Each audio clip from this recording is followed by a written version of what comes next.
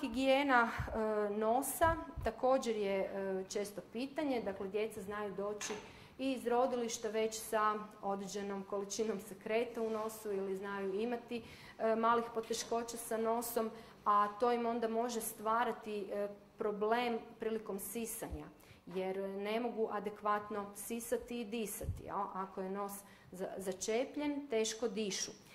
Nisu potrebne nikakve pumpice, niti aspiratori, naročito ne oni na usisavač i u takvim prvim danima i tjednima djetetovog života, osim ako doslovno nije preporuka stigla od nekog od liječnika.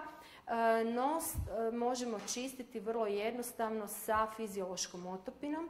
Dakle, toaletu nosa radimo na način da djetetu ukapamo 1 do 2 kapi u svaku nosnicu. Dijete polegnemo malo prema dole i na stranu i ukapa se u svaku nosnicu 1 do 2 kapi fiziološke otopine. Lagano se podigne u polusjedeći položaj i ta fiziološka otopina će napraviti situaciju da će dijete iskihnuti sekret iz nosa.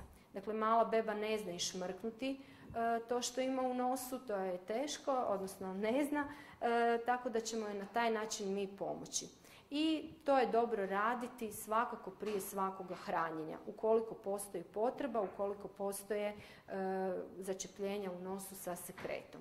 Roditelji se često puta znaju na neki način plašiti pa ne koriste tu fiziološku otopinu svaki puta prije hranjenja, ali ona je stvarno obična fiziološka otopina morske soli, nema nikakve utjecaja na sluznicu nosa i ne treba se bojati česte uporabe fiziološke otopine.